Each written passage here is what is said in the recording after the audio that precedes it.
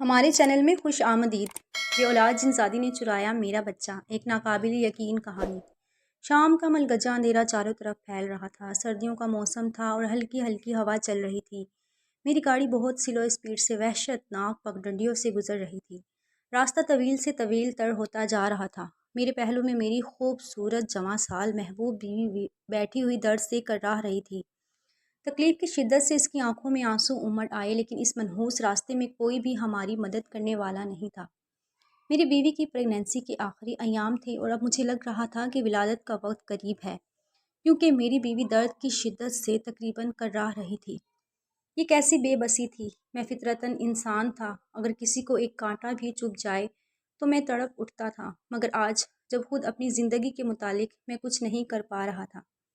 میری اور میری بیوی وردہ کی شادی لو میرج ہوئی تھی، جس پر ہمارے گھر والے ہم سے تقریباً ناراض ہی تھے۔ انہوں نے ہماری ضد کے آگے ہتھیار پھینک دیے اور ہماری شادی کروائی۔ میں اور وردہ سمجھتے تھے کہ شادی کے بعد سب ٹھیک ہو جائے گا، لیکن یہ ہماری کامیابی تھی۔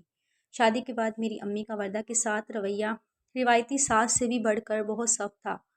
وردہ کی ہر بات پر میری امی ناک منہ چڑھاتی رہتی، صبح سے لے کر شام تک وردہ کولہوں کے بیل کی طرح کام کرتی رہتی، لیکن میرے گھر والے وردہ کی ہر بات، ہر کام میں نقص نکالتے اور اسے برا بھلا کہتے اور طرح طرح کے نفرت اور حقارت آمیز القاب سے نوازتے رہتے تھے۔ وردہ ہر بات میری وجہ سے برداشت کرتی اور کسی بھی صورت وہ مجھے کوئی شکایت نہیں کرتی تھی اور نہ ہی مجھے میری امی کے سلوک کا کوئی طعنہ دیتی، بلکہ ہر بات کو خندہ پیشانی سے برداشت کرتی اور مجھے بھی برداشت کرنے کی تلقین کرتی تھی۔ میرے گھر والوں کی طرح وردہ کی فیملی بھی مجھے اپنا پسندیدہ داماد نہیں سمجھتی تھی۔ جب وردہ کو چھوڑنے کے لیے میں اس کے گھر جاتا تو وردہ کی امی کبھی بیٹھنے کا مروتاً بھی نہیں پوچھتی تھی۔ اگر انہیں یہ خوف نہ ہوتا کہ وردہ خود خوشی کر لے گی یا میرے ساتھ بھاگ کر ان کی عزت کو داغدار کر دے گی، تو وہ کبھی بھی ہماری شادی نہ ہونے دیتی۔ جانے انجانے میں انہیں مجھ سے کیا عیب رکھتا تھا۔ جب کبھی میں وردہ کے گھر رک جاتا تو میرے سامنے وہ وردہ سے کریت کریت کر پوچھتی، تمہارے سسرال والے تم سے بہت کام کرواتے ہیں نا؟ میں تو کہتی ہوں لات مارو ایسے سسرال والوں کو، خدا کی قسم ایسے لوگ میں نے کبھی نہیں دیکھے، وغیرہ وغیرہ۔ اور ان کی محبت میں کر بھی کیا سکتا تھا؟ وہ تو میرے لیے دل و جان سے بھی بڑھ کر تھی۔ اسی وجہ سے میں ان سب کی باتیں برداشت کرتا اور ماتھے پر بل بھی نہ ڈالتا تھا کہ کہیں میری پریشانی کی وجہ سے وردہ ٹینشن میں نہ آ جائے۔ اگر 2 سال سے ہماری شادی قائم تھی تو میرے اور وردہ کی برداشت کی وجہ سے ہی۔ یہ 2 سال ہماری زندگی کے بدترین سال تھے۔ تیسرے سال ایک نیا بھگیڑا کھڑا ہو گیا۔ شادی کے 3 برس ہو جانے کے باوجود ہماری کوئی اولاد نہیں تھی اور اب میرے گھر والوں کو ایک وارث چاہیے تھا۔ بچے کی خواہش تو مجھے اور وردہ کو بھی تھی، لیکن امی کا مطالبہ پورا کرنے کے بارے میں سوچ بھی نہیں سکتا تھا۔ امی کا کہنا تھا کہ اب اس منحوس ماری وردہ سے مجھے کوئی اولاد نہیں ملنے والی، مجھے دوسری شادی کر لینی چاہیے۔ سب سے دلچسپ و عجیب بات تو یہ تھی کہ وردہ کی امی بھی وردہ کو یہی سبق پڑھاتی تھی کہ وردہ کو مجھ سے طلاق لینی چاہیے، کیونکہ مجھ میں ہی کمی ہے۔ ان حالات میں ہم دونوں میاں بیوی نے چکرا کر رکھ دیا تھا۔ اسی ٹینشن کے باعث وردہ نے مجھ سے کہا کہ عامر، ہمیں لال سرکار کے دربار جانا چاہیے، وہاں سے کوئی نامراد ہو کر واپس نہیں آتا۔ وردہ کی بات سن کر میں تو حیرت سے غصے سے بولا، میں ایسی توہمات پر یقین نہیں کرتا۔ جب ہماری قسمت میں اولاد ہوئی تو ہمیں مل جائے گی۔ مجھے تم پر حیرت ہو رہی ہے کہ تم بھی ایسی باتوں پر یقین کر بیٹھی ہو۔ جو پھر بھی سوچ لو، وردہ نے کہنا چاہا تو میں نے اس کی بات فوراً ہی کاٹ دی۔ وردہ، ایسا ممکن نہیں، تم یہ بات اپنے دماغ سے کھرچ کر نکال دو۔ یہ سن کر اس کا موڈ آف ہو گیا۔ وہ کچھ کہے بنا ہی سو گئی تھی کہ فرسٹ ٹائم ہمارے درمیان بحث ہوئی تھی۔ مجھے افسوس بھی ہونے لگا تھا۔ 2 دن بعد وہ اپنے میکے والوں سے ملنے مجھے لے کر جانا چاہتی تھی۔ میں اس کو چھوڑنے اس کے ساتھ گیا۔ ہم جیسے ہی اس کے گھر میں داخل ہوئے تو اس کی امی بولی، بیٹی شکر ہے کہ تم آ گئی، مجھے تم سے بہت ضروری بات کرنی تھی اور مجھے تمہاری یاد بھی آ رہی تھی۔ ایسی کیا ضروری باتیں کرنی تھی امی آپ نے؟ وردہ نے میرے ہمراہ اپنی امی کی طرف بڑھتے ہوئے کہا۔ بولی، بیٹا مجھے یوں اگنور کر دیا جیسے میں وہاں پر ہوں ہی نہیں۔ تو مجھے بہت برا لگا، لیکن میں وردہ کی خاطر برداشت کر گیا۔ وہ بولی، بیٹی مجھے اب یہ تمہارا مرجھایا ہوا چہرہ دیکھا نہیں جاتا۔ سسرال والوں نے تم پر ظلم کا پہاڑ توڑ رکھا ہے۔ سب سے بڑھ کر تمہارے شوہر کو تمہارا بالکل بھی خیال نہیں۔ تم خود پر نظر ڈالو، کتنی خوبصورت تھی، تمہارے ایک اشارے پر کنوارے لڑکوں کی لائن لگ جاتی تھی۔ تمہارے شوہر میں جو کمی ہے وہ کسی صورت دور نہیں ہو سکتی، اور پھر تم اولاد سے محروم ہو۔ ساری زندگی میرے پاس کئی لڑکوں کی تصویریں ہیں جو کہ اب بھی تم سے شادی کرنا چاہتے ہیں، تو میں ان میں سے کسی ایک کو پسند کر لو اور درد بھری پریشان کن زندگی سے نجات حاصل کر لو۔ میرے لیے لڑکوں کی تصویریں کیا مطلب؟ امی، مجھے آپ کی بات سمجھ نہیں آئی، اور کس سلسلے میں دیکھوں یہ تصویریں؟ بھلا تمہارے لیے لڑکوں کی تصویریں ظاہری سی بات ہے، تمہاری شادی کے لیے کہہ رہی ہوں۔ آنٹی نے ایسے بولا جیسے ان کے لیے یہ الفاظ بہت نارمل تھے۔ واٹ ربش! یہ کیا کہہ رہی ہیں آپ؟ کیا آپ کو نہیں معلوم کہ وردہ میری بیوی ہے اور آپ اس کے لیے ایسے لڑکے دیکھ رہی ہیں؟ یہ کیا بکواس ہے؟ میں تو غصے کی وجہ سے اپنے اوپر کنٹرول ہی نہیں رکھ پایا، نہایت بدتمیزی سے بولا، لیکن آنٹی پر میری باتوں کا کوئی رتی بھر بھی اثر نہ ہوا۔ وہ پرسکون لہجے میں مجھ سے مخاطب ہو کر بولی، وردہ آج تمہاری بیوی ہے، کل نہیں ہوگی۔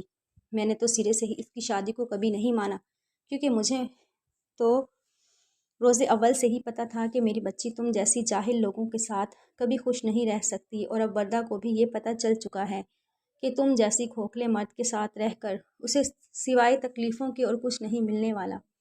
ان کی تلخ باتیں مجھے اندر تک سلگا گئی تھی۔ میں اس وقت ان کی چھت کے نیچے بیٹھا ہوا تھا، اس لیے میں ان سے کچھ بھی کہنا مناسب نہیں سمجھ رہا تھا، اور وردہ کو میں نے کلائی سے پکڑ کر گھر سے باہر نکالا۔ مجھے اس ماں پر حیرت ہو رہی تھی جو اپنی بیٹی کا گھر خود برباد کرنے پر تلی ہوئی تھی۔ وردہ مجھ سے کچھ کہنے کی کوشش کر رہی تھی، لیکن میرے دماغ میں اس وقت آندھی چل رہی تھی، اس لیے مجھے نہیں پتہ چل رہا تھا کہ وہ کیا کہنا چاہتی ہے۔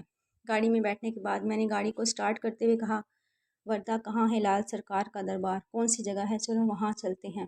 اس وقت وردہ کی آنکھوں سے زاروں قطار آنسو بہہ رہے تھے۔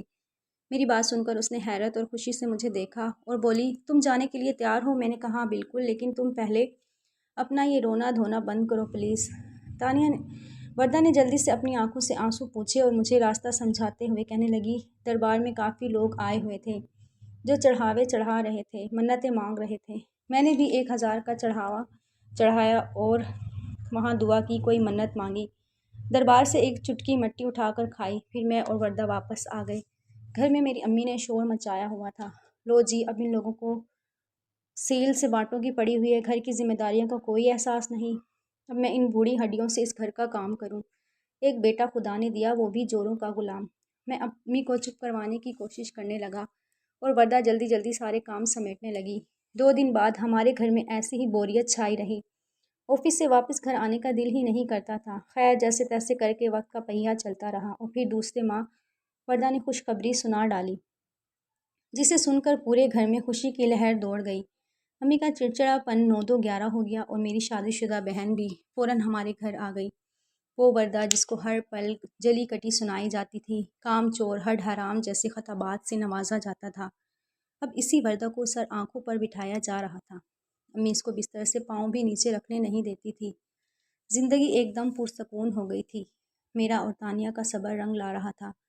وقت کا کام ہوتا ہے گزرنا، اس لیے یہ بنا کسی پرواہ کیے گزرتا جا رہا تھا۔ یہ الگ بات تھی کہ اچھا وقت بہت جلدی گزر جاتا ہے اور برے وقت کا ایک ایک پل صدیوں کے برابر محسوس ہوتا ہے۔ ہماری زندگی کے 3 سال کیسے گزرے تھے، یہ ہم اور ہمارا خدا ہی جان سکتا ہے، لیکن خوشی کے وہ ایام بہت تیز رفتاری سے گزر رہے تھے۔ مجھے اپنے بچے کو گود میں کھلانے کے لیے کچھ ہی دن رہ گئے تھے۔ سارے خاندان والے وردہ کا بہت زیادہ خیال رکھ رہے تھے۔ ایک دن وردہ نے مجھ سے کہا، عامر، میں ایک مرتبہ پھر آدھے لال سرکار کے دربار میں جانا چاہتی ہوں، ان کا شکریہ ادا کرنا چاہتی ہوں۔ اس کی بات سن کر میں نے کہا، وردہ، ہم بچے کی پیدائش کے بعد چلے جائیں گے۔ نہیں، پر میں آج ہی جانا چاہتی ہوں۔ عامر، پلیز میری بات مان لو، دربار یہاں سے زیادہ دور تو نہیں ہے نا؟ میں لال سرکار کا شکریہ ادا کرنا چاہتی ہوں، جن کی وجہ سے ہمارے ہاں بچے کی ولادت ہونے جا رہی ہے۔ انہی کی وجہ سے میں ماں کے مرتبے پر فائز ہو رہی ہوں۔ ہماری قضا رسیدہ زندگی میں یہ جو بہار کے پھول نئی کوپلوں کی مانند پھوٹے ہیں، یہ لال سرکار کی مہربانی ہے۔ ان کے دربار میں ایک مرتبہ پھر حاضری دینا چاہتی ہوں، پلیز۔ وردہ التجائیہ لہجے میں مجھے مسلسل جانے پر فورس کر رہی تھی، اور میں بھی اس کی باتوں میں آنکھیں بے بس ہو گیا۔ اس کی بات مان لی، لیکن جب امی کو پتہ چلا تو انہوں نے تھوڑا سا ہنگامہ کیا کہ بالکل آخری دن ہے، اس کی طبیعت کہیں خراب نہ ہو جائے سفر میں۔ لیکن وردہ کی ضد کے آگے امی بھی ہار مان گئی۔ ہم دربار میں چلے گئے۔ وہاں پہلے کی طرح وردہ نے مٹی کھائی اور پھر اپنے ہونے والے بچے کی صحت کے لیے منت مانی۔ جس وقت ہم وہاں سے نکلے اس وقت عصر کا وقت تھا۔ لیکن جیسے ہی ہم تھوڑا آگے آئے تو آسمان پر کالے بادل چھا گئے۔ شام سے ہی پہلی رات کا سماں ہو گیا، ہر طرف اندھیرا چھا گیا۔ میں خوفزدہ ہو رہا تھا، لیکن وردہ کے حوصلوں کو مضبوطی کے لیے میں اس کے سامنے یوں ظاہر کر رہا تھا جیسے میں بالکل بھی خوفزدہ نہیں ہوں۔ ہمارے شہر سے آدھے دور ہمارے لال سرکار کا دربار تھا۔ شہر کو جانے کے لیے دو راستے نکلتے تھے جو کہ ایک ساتھ دائیں بائیں واقع تھے۔ باہر راستے میں جنوب کی طرف موڑ کاٹتے ہوئے راستہ سیدھا شہر کی طرف جاتا تھا اور دائیں جانب جانے سے جنگل کی حدود شروع ہو جاتی تھی۔ اندھیرے کی وجہ سے گاڑی ڈرائیو کرنا بھی مشکل تھا، ساتھ میں وردہ کو دلاسے بھی دے رہا تھا، اس لیے مجھے راستے کا کچھ پتہ ہی نہ چلا۔ میں نے غلطی سے گاڑی دائیں جانب موڑ لی اور ہم جنگل کی حدود میں کافی حد تک آگے نکل گئے۔ تب مجھے اس بات کا احساس ہوا کہ ہم تو بری طرح راستے بھٹک گئے ہیں۔ راستے میں وردہ کی کنڈیشن بہت نازک ہو گئی، پوری طرح میں اس وقت اپنے آپ کو بہت بے بس محسوس کر رہا تھا، تاہم میں بہت سلو اسپیڈ میں گاڑی ڈرائیو کر رہا تھا کہ شاید کسی طرف سے کوئی مدد مل جائے، کہیں آبادی نظر آئے، اور یہ حقیقت ہے کہ امید پر دنیا قائم ہے۔ ہماری گاڑی جنگل کراس کر کے بہت قبرستان کے ارد گرد درختوں اور جھاڑیوں کی بہتات تھی۔ باقی سارا ماحول اندھیرے میں ڈوبا ہوا تھا، لیکن قبرستان میں ایک طرف عجیب سی ہلکی ہلکی زرد رنگ کی روشنی پھیلی ہوئی تھی اور وردہ کی طبیعت ناقابل برداشت ہوتی جا رہی تھی۔ ویسے قبرستان میں سوکھے پتوں کا انبار تھا۔ اچانک میں نے ایک جگہ گاڑی روک دی کیونکہ مجھے اندازہ ہوا غالباً وہ کوئی انسان یا جانور تھا جو اس طرف آ رہا تھا۔ میں نے اپنی گاڑی اس لیے روکی کہ ہو سکتا ہے کہ وہ انسان ہی ہو اور ہماری کوئی مدد کر سکے۔ چند سیکنڈ بعد میں نے اس انسان کو دیکھ لیا۔ وہ کوئی عورت تھی۔ اس نے ڈھیلا ڈھالا سبز رنگ کا اوور کوٹ نما کوئی لباس پہن رکھا تھا، کمر تک آتے ہوئے اس کے بال ہوا کے دوش پر لہرا کر اس کے چہرے کے ساتھ اٹکھیلیاں کر رہے تھے۔ وہ میری گاڑی کے پاس آئی اور مجھ سے مخاطب ہو کر بولی، اپنی بیوی کو سنبھالو اور میرے پیچھے آؤ۔ اس کی آواز اتنی ہیپاٹائز کر دینے والی تھی کیونکہ اس وقت میں نے کسی معمول کی طرح وردہ کو سہارا دیا اور اس عورت کے پیچھے چلنے لگا۔ وہ صرف 2 منٹ کا راستہ تھا۔ قبرستان کو پار کرنے کے بعد ایک جھونپڑی تھی اور وہ عورت وردہ کو لے کر اس جھونپڑی میں چلی گئی۔ مجھے باہر انتظار کرنے کا کہہ دیا۔ میں باہر گیا، بالکل اس وحشت ناک قبرستان کے سامنے کھڑا تھا۔ قبرستان میں کئی قبروں کے کتبے گرے ہوئے تھے اور کئی قبروں کے آس پاس نیم اور شیشم کے درخت تھے۔ تھوڑی دیر بعد وہ عورت باہر آئی اور مجھے جھونپڑی میں 2 چرپائیاں پڑی ہوئی تھی۔ ایک طرف کچھ برتنوں کے ساتھ مٹی کا چولہا بنا ہوا تھا۔ چرپائی پر وردہ مدہوشی کی حالت میں آنکھیں موندے لیٹی ہوئی تھی۔ اس کے پہلو میں کالے رنگ کے کپڑے میں لپٹا ہوا ایک ننھا منا سا بچہ تھا۔ میں نے آگے بڑھ کر اپنے بچے کو آغوش میں بھر لیا۔ وہ مسلسل آنکھیں بنا جھپکے مجھے گھورے جا رہا تھا۔ مجھے اس نومولود بچے پر حیرت ہو رہی تھی، پھر اچانک اس بچے نے آنکھیں بند کر لی۔ اس عورت کی کوئل جیسی آواز جھونپڑی میں بھی گونج رہی تھی، یقیناً آپ تھک گئے ہوں گے، براہ کرم دوسری چرپائی پر آپ سو جائیں۔ نہ جانے اس کی آواز میں ایسی کیا بات تھی کہ میں نے ایک معمول کی طرح اس کی بات مان لی اور چرپائی پر لیٹ گیا۔ نیند مجھ پر جلدی مہربان ہو گئی۔ صبح جب میری آنکھ کھلی تو دن چڑھ آیا تھا۔ وردہ چارپائی پر ابھی تک سو رہی تھی۔ اس عورت اور میرے بچے کا کہیں نام و نشان تک نہیں تھا۔ میں نے آس پاس دیکھا۔ میرے تکیے کے پاس ایک کاغذ پڑا تھا جس کا تھوڑا سا سرا تکیے کے باہر تھا۔ میں نے فولڈ کیا ہوا کاغذ نکالا اور اسے کھول کر پڑھنے لگا۔ بہت ہی خوش خط لکھا ہوا تھا، عامر صاحب یقیناً سوچ رہے ہوں گے کہ میں کون ہوں، اس ویران سنسان جگہ پر میرا کیا کام ہے۔ تمہارے دماغ میں تو رات کو بھی یہ سوالات آ رہے تھے، لیکن رات کو میں نے اپنے علم کے سحر سے تمہارے دماغ کو سن کر دیا تھا۔ میں نے تمہیں اور تمہاری بیوی کو لال سرکار کے دربار پر دیکھا تھا، جب تمہاری بیوی اپنی گود ہری کرنے کے لیے وہاں منت ماننے آئی تھی۔ اس دربار میں ایک بہت بڑا درخت ہے، میرا بسیرا وہیں پر ہے۔ میں ایک دن زادی ہوں۔ تمہاری بیوی اللہ پر توکل کرنے کی بجائے اس لال سرکار کے دربار پر آئی، وہاں آ کر رو رو کر لال سرکار سے اپنی گود ہری کرنے کے لیے دعائیں مانگنے لگی، منتیں مانگنے لگی۔ پھر وہاں کی مٹی کھائی۔ جیسے ہی یہ مٹی اس کے پیٹ میں جائے گی، اس کی سونی کوکھ ہری ہو جائے گی۔ اس بچے کے لیے تم نے اور تمہاری بیوی نے کبھی خدا کے سامنے فریاد نہیں کی، بلکہ اس ڈھونگی دربار پر گئے جس نے لوگوں کو گمراہی کے راستے پر ڈالا۔ تمہاری بیوی نے تو اس ڈھونگی دربار سے مدد مانگی، لیکن خدا نے تمہاری اس باغیانہ حرکت کو نظر انداز کرتے ہوئے تمہیں خوش کیا۔ بجائے اللہ کا شکر ادا کرنے کے، تمہاری بیوی پھر آخری ایام میں لال سرکار کے دربار میں آئی اور اس ہونے والے بچوں کو اس کی طاقتوں کا کرشمہ جانا۔ افسوس ہے تم لوگوں پر، کیونکہ اب اس دربار پر ہمارا بسیرا ہے۔ تو ہم مات پر منت کا مانی بچہ بھی یہ ہمارا ہی ہوا۔ یہی تمہاری سزا ہے۔ اب تم کبھی اپنے بچے کو منہ نہیں دیکھ پاؤ گے۔ میں اس بچے کو اپنے ساتھ اپنی دنیا میں لے کر جا رہی ہوں۔ وہ سب کچھ پڑھ کر تو میری آنکھوں سے آنسو گرے۔